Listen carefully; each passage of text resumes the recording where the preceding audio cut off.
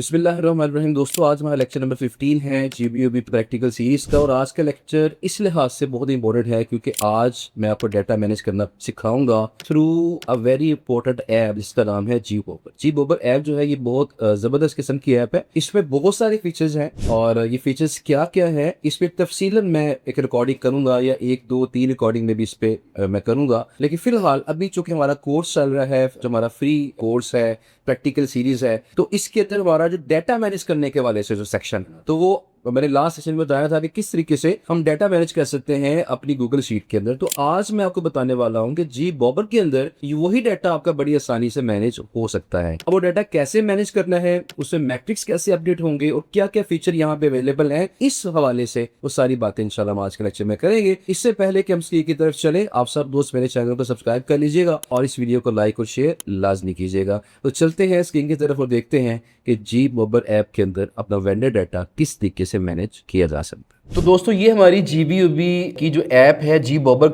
App है हमारी, जिसके अंदर आप अपना डाटा मैनेज कर सकते हैं। इस पे अकाउंट बनाना बड़ा सिंपल है। आप सिंपली यहाँ पे अपना यूजर नेम और ईमेल आईडी जो है और इसके अलावा पासवर्ड है और आपका फोन नंबर है, ये चार चीजें एंटर करेंगे तो अकाउंट आपका इजीली यहाँ बन जाएगा। बाकी इसके कम्युनिटी फीचर्स हैं, एडिशनल फीचर इस पे काफी ज्यादा हैं, तो उसको भी इस्तेमाल हम करना सीखेंगे इंशाल्लाह आगे किसी सीरीज के अंदर। लेकिन फिलहाल अकाउंट आपका जब बन जाता है तो उसके बाद आप यहाँ पे जब अपने क्रेडिट्स के ऊपर क्लिक करते हैं तो यहाँ पे जरा देखिएगा कि यहाँ पे मैं मैनेज सब्सक्रिप्शन के ऊपर जब आता हूँ तो यहाँ पे हमारे पास कुछ प्लान्स हैं इसके जो कि हम बाय कर सकते हैं। यहाँ पे चेंज पैकेज है, जब इस पे मैं क्लिक करता हूँ तो मेरे पास यहाँ पे इसके पैकेजेस आ जाते हैं। अब जो पैकेजेस हैं उसमें जो सबसे पहला स्टार्टर प्लान है उसके अंदर $1 पर मंथ है और आपको 150 क्रेडिट्स मिलते हैं। अब ये जो 150 क्रेडिट्स आपको मिलते हैं, इसको आप क्या कर सकते हैं ये आगे चल के मैं बताऊंगा। बाकी जो प्रोफेशनल प्लान है उसके अंदर आपका $20 है और जो आपका इंटरप्राइज प्लान है उसके अंदर आपका $70 पर मंथ है और यहाँ पे आपको 15,000 जो क्रेडिट्स हैं वो मिल जाते हैं। तो मेरे पास इस वक्त इनका जो सबसे बड़ा प्लान है वो मौजूद है और मेरे पास ये 15,000 जो क्रेडिट्स हैं मेरे पास अवेलेबल हैं। अब मैं इनको कहां इस्तेमाल करूंगा वो देखते हैं। तो मेरे पास यहाँ देखिएगा जो वेंडर्स वाला सेक्शन है, जब मैं यहाँ पे आता हूं तो मेरे पास एक ऑप्शन है माई वेंडर्स। अब जो माई वेंडर्स वाला ऑप्शन है, मैं जब इस पर क्लिक करता हूं तो जो डाटा मैं ऑलरेडी ऐड कर चुका हूं, तो अब इस डाटे को मैं बड़ी आसानी से, बड़ी इजीली मैं इसको फिल्टर कर सकता हूं। फर्ज करें मुझे किसी क्लाइंट ने कहा कि मुझे ऐसी साइटें दिखाओ जिनका DR 20+ हो, तो मैं यहाँ पे काम करूंगा। मैं यहाँ पे DR का ऊपर यहाँ पे फिल्टर लगाऊंगा 22। लेट्स सपोज मैंने इसका फिल्टर लगा दिया 20 to 70। जब मैंने ये फिल्टर लगाया और मैंने इसको अप्लाई किया तो मेरे पास यहाँ पे अप्लाई फिल्टर पे जब क्लिक करूंगा तो मेरे पास मेरे डाटा बैंक में जो मैंने डाटा ऐड किया हुआ है, जितना भी डाटा मैंने ऐड किया उस सब में से इस रेंज के मुताबिक डाटा मेरे सामने आ जाएगा। अगर फर्ज कहते हैं जी मुझे ऐसी साइटें दिखाओ जिनका DA जो DR है वो 20 से 70 के दरमियान हो, लेकिन साथ साथ जो ट्रैफिक है वो भी उसकी कम से कम उसकी ट्रैफिक 500 तो होनी चाहिए ना भाई। तो मैं जब इस पे अप्लाई करूंगा तो यहाँ पे करूंगा अप्लाई फिल्टर। अब मेरे पास जो डाटा आएगा ये डाटा सारे का सारा वो है जिनका DR 20 से 70 के दरमियान है और ट्रैफिक कम से कम 500 है। तो मैं बताना ये चाह रहा हूँ कि डाटा यहाँ पे जब आप ऐड करते हैं तो डाटा बड़ी आसानी से यहाँ पे मैनेज हो जाता है और अगर आपने किसी क्लाइंट को वो डाटा शेयर करना है तो फिल्टर्स अप्लाई करके डाटा क्लाइंट को शेयर किया जा सकता है। अच्छा, अब यहाँ पे डाटा ऐड कैसे करना है। हमारे पास डाटा ऐड करने के लिए दो ऑप्शंस हैं। पहली ऑप्शन हमारे पास है 1 by 1 कि जो डील आपकी होती जा रही है ना, आप शीट मैनेज कर रहे हैं, ठीक है, ओके है। अब जो डील आपकी होती जा रही है, अब यहाँ पे ऐड न्यू वेंडर के ऊपर क्लिक करेंगे और वेबसाइट का जो URL है वो यहाँ पे ऐड करेंगे इस फॉर्मेट के अंदर HTTPS के साथ। आगे उसकी कैटेगरी मेंशन कर देंगे, आप साइट की लैंग्वेज मेंशन कर दें, आप उसकी जो कॉन्टैक्ट ईमेल है मेंशन कर दें, कॉन्टैक्ट पेज का जो URL है वो मेंशन कर दें। इसके अलावा जो वेंडर का रेट है वो मेंशन करें, जो रीसेलर रेट है जो आपने आगे जिस पे सेल करना है आपने क्लाइंट को वो यहाँ मेंशन कर दें और यहाँ पे सीडिंग ये स्टेटस क्या है वो मेंशन कर दें। फर्स्ट करें मैं एक साइट यहाँ पे ऐड करता हूँ, जिस तरह HTTPS है, कॉलर लगा दिया, 2 स्लैशेस लगा दिए और साथ लगा दिया फर्ज करें mrsdownloader.com ये वेबसाइट है और इसकी जो कैटेगरी है फर्ज करें मैं सिलेक्ट कर लेता हूँ कि इसकी जो कैटेगरी है वो टेक्नोलॉजी है, सॉरी इसकी कैटेगरी जो है वो टेक है, तो मैंने टेक्नोलॉजी यहाँ सिलेक्ट कर लिया। इसकी जो लैंग्वेज है वो इंग्लिश है, मैंने यहाँ पे इंग्लिश को मैंने यहाँ पे सिलेक्ट कर लिया और इसके बाद मेरे पास जो कॉन्टैक्ट ईमेल है वो आती है। लेट्स सपोज यहाँ पे हम कहते हैं जी इस तरह, ये हमारी जीमेल आईडी आ जाती है। इसके बाद कॉन्टैक्ट पेज का अगर कॉन्टैक्ट पेज का यूआरएल आपने ऐड करना है वो यहाँ पे ऐड कर दें। इसका जो वेंडर रेट है, लेट्स सपोज मैं यहाँ पे वेंडर रेट ऐड करता हूँ, यहाँ पे लेट्स सपोज 40 यूएसडी है, और मैं इसका रीसेलर रेट ऐड कर देता हूँ कि वो 60 यूएसडी है, कि 40 में मुझे मिल रही है, और मैंने जब आगे किसी को सेल करनी है तो मैंने 60 में सेल करनी है। अब इसका फायदा आपको तब होगा जब यहाँ पे इसका मार्केट प्लेस वाला जो फीचर है वो भी इस्तेमाल करेंगे आप। अब ये फीचर कैसे इस्तेमाल करना, मैं बार बार ये बात कर रहा हूँ कि आगे चल के इस पे तफसीलन वीडियो मैं करूंगा, ताकि इसके जो मैक्सिमम जो फीचर्स हैं वो सारे के सारे मैं आपको बता दूं और आप उसको इस्तेमाल कर सके। बहरहाल अब यहाँ पे इसका जो कॉन्टैक्ट स्टेटस है मेंशन कर देता हूँ। इसका जो कॉन्टैक्ट स्टेटस है, मैं कहता हूँ जी ये एक्सेप्टेड है, यानी मेरे साथ यहाँ पे जो डील है वो इसकी हो चुकी है, डील डन हो चुकी है। और कॉन्टैक्टेड से मुराद क्या है कि मैंने मेल कर दी है। एक्सेप्टेड से मुराद क्या है कि गेस्ट पोस्ट ने अलाउ कर दी है। और डिक्लाइन से मुराद क्या है कि अभी उसने गेस्ट पोस्ट हमें अलाउ करने से मना कर दिया है। नो रिस्पॉन्स का मतलब क्या है कि रिस्पॉन्स नहीं आ रहा। जो स्टेटस आपने मेंशन करना है वो यहाँ मेंशन हो जाएगा। ट्रैफिक की जो कंट्री है वो मेंशन कर दें, कौन सी कंट्री है। डीआर मेंशन कर दे, इसका जिस तरह डीआर 60 है। इसके जो रैफिंग डोमेन्स हैं लेट्स सपोज वो 800 हैं। इसके अलावा यहाँ पे जो डोमेन अथॉरिटी है इसकी लेट्स सपोज वो इसकी 45 है।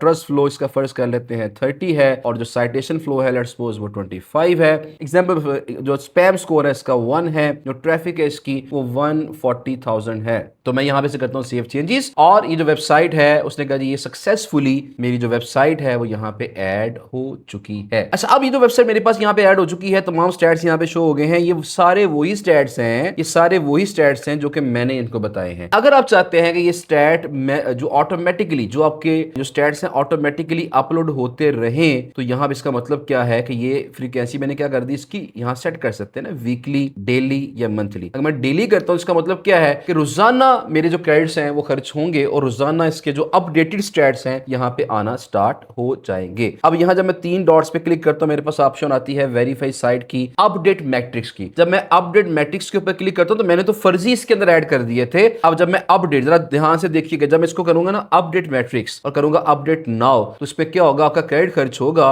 और ये आपकी जो यहाँ पे भी प्रोसेस चल रहा है, और इसको यहाँ पे पॉज या स्टॉप करने की ऑप्शन आ रही है। जैसे मैंने डन किया तो यहाँ पे इसने क्या कर दिया, मेरे स्टैट्स को अपडेट कर दिया। मैंने डीआर 60 पुट किया था, इसने 61 कर दिया है। डीआर को मैंने 45 कहा था, डी जो था 43 कर दिया है। टीएफ को मैंने 30 कहा था, उसने 10 कर दिया है। सीएफ को मैंने 25 कहा था, 28 कर दिया है। स्पैम्स को मैंने 1 कहा था, वो 0 है। इसके आरडीज मैंने 800 कहे थे, वो 929 है। और ट्रैफिक इसकी 1,40,000 मैंने कही थी, इसकी 1,43,000 उसने लगा दी है। लिहाजा स्टैट्स इसके अपडेट हो गए, और साथ यहाँ पे शो हो रहा है कि $40 के अंदर ये आपकी डील है, और 60 में आप इसको आगे सेल करना चाह रहे हैं। तो लिहाजा ये आपकी साइट जो है यहाँ पे ऐड हो चुकी है। इस तरह चाहे तो आप 1 by 1 डाटा यहाँ पे इंपोर्ट कर लें। और दूसरी ऑप्शन ये है, मैं इसको अगर फर्ज करें इसको पॉज करना चाहता हूँ, यहाँ के रोजाना मेरे क्रेडिट खर्च हो रहे हैं तो अच्छी बात नहीं है, मैं इसको वीकली कर सकता हूँ, मंथली कर सकता हूँ, या इसको मैं पॉज भी कर सकता हूँ कि जब तक मैं ना कहूँ तुमने इसके स्टैट्स को अपडेट नहीं करना, क्योंकि जब ये स्टैट अपडेट करेगा 15,000 में से आपके जो क्रेडिट्स हैं वो खर्च होना स्टार्ट हो जाएंगे। बहरहाल अब जो अगली ऑप्शन है इंपोर्ट CSV, अब ये बड़ी इंपॉर्टेंट ऑप्शन है। मैं जब इस पे क्लिक करूंगा, अगर आपको लगता है 1 by 1 काफी टाइम मेरा खर्च हो रहा है तो ये तो अच्छी बात नहीं है, तो मैं अगर इसको बल्क में करना चाहता हूं तो फिर आप यहां पे क्या करेंगे, अपनी जो फाइल है वो अपलोड करेंगे। लेकिन उसमें इंपॉर्टेंट चीज ये है कि जो फाइल आपने अपलोड करनी है उसमें ये 17 कॉलम्स होने चाहिए। ये 17 कॉलम्स आपने उसके अंदर ऐड करने हैं, और इसी तरतीब से ऐड करने हैं कि पहला कॉलम आपका यूएल होगा, अगला कॉलम साइट लैंग्वेज होगा, कैटेगरी होगा, ट्रैफिक कंट्री होगा, डीआर होगा, एटसेट्रा। ये तमाम चीजें आपने यहाँ पे ऐड, ये कॉलम्स आपने ऐड करने हैं। बस जब मैं इसको यहाँ पे फर्ज करें मैं इसका सैंपल देखना चाहता हूं, मैं करता हूं जी डाउनलोड सैंपल CSV। जब मैं इस पे क्लिक करूंगा तो मेरे पास यहाँ पे जो सैंपल है इस शीट का वो डाउनलोड हो जाएगा। मैं एक काम करूंगा, जब ये सैंपल डाउनलोड हो गया है तो मैं इसको भी आपके सामने ओपन करता हूं। तो मैं नॉर्मली क्या करता हूं कि मैं इसी सैंपल शीट के अंदर मैं अपना डाटा ऐड कर लेता हूं। यहाँ देखिए ये कॉलम है ना, ये वाला यूएल वाला, अपनी सारी साइटों के यूएल यहाँ ऐड कर लूंगा, लैंग्वेज यहाँ ऐड कर लूंगा, मैं इसी शीट को रेडी कर लूंगा। यानी मैं क्या करूंगा, अपनी जो गूगल शीट अगर फर्ज करे मैंने वो डाटा बनाया हुआ ना शीट्स की फॉर्म में, मैं वहां से कॉलम पूरा कॉलम उठाऊंगा, वेबसाइट वाला सारा कॉलम वहां से कॉपी करूंगा और यहां पे डाल दूंगा, लैंग्वेज वाला कॉलम वहां से कॉपी करूंगा यहां डाल दूंगा, न्यू जो कैटेगरी वाला कॉलम है वहां से कॉपी करूंगा यहां डाल दूंगा। मैं सारे कॉलम्स पूरे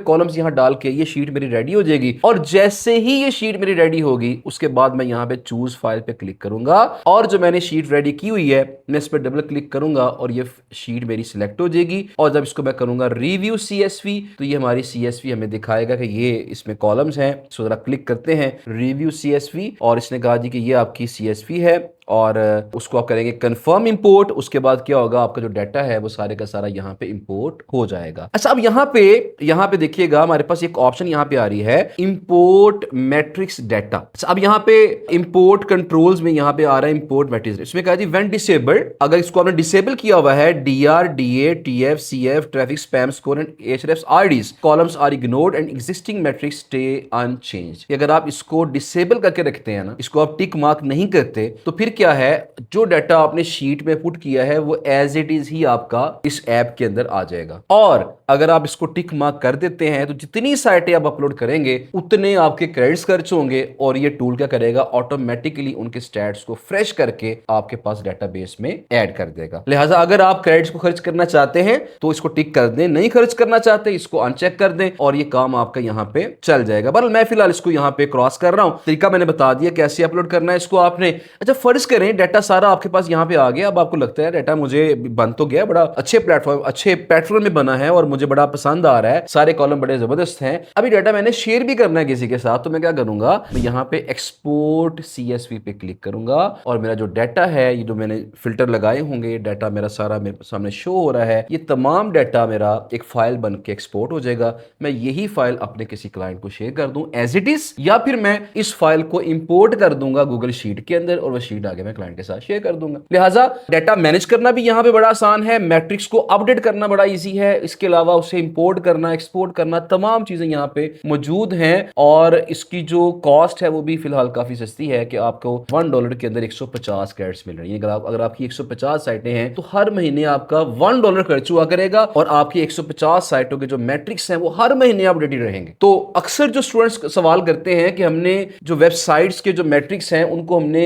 कब कब अपडेट करना है, वो ऊपर नीचे हो जाते हैं, कब कब अपडेट करना है। तो इसमें यह है कि कम से कम एक महीने में एक दफा आपने मैट्रिक्स को चाहे मैन्युअली और चाहे जी बोबर ऐप के थ्रू अब स्टैट्स को एक दफा चेक कर लिया करें, क्योंकि ऊपर नीचे वो स्टैट्स हो रहे होते हैं। तो बहरहाल ये मैंने आपको बता दिया कि आपका जो वेंडर्स डाटा है वो इस ऐप के अंदर किस तरीके से मैनेज हो सकता है। तो मेरा ख्याल है कि ये आपके लिए काफी हेल्पफुल ऐप हो सकती है। उम्मीद है कि इस ऐप को यूज करना आपको समझ आ गया होगा। इसका जो पर्टिकुलर ये वाला फीचर है ये आपको समझ आ गया होगा और आप इसको इस्तेमाल करके इससे फायदा उठाएंगे और मुझे कमेंट सेक्शन में लाजिम बताएंगे कि आपको इसका इस्तेमाल कैसा लगा और इसमें इसका यूज से आपको कितना फायदा पहुंचा है। उम्मीद है कि आपको आज की वीडियो अच्छी लगी होगी। इस वीडियो को देखने के बाद आप इस वीडियो को लाइक और शेयर लाजमी कीजिएगा और मेरे चैनल को सब्सक्राइब कर लीजिएगा। Thank you so much. अपना ख्याल रखिएगा। अल्लाह हाफिज।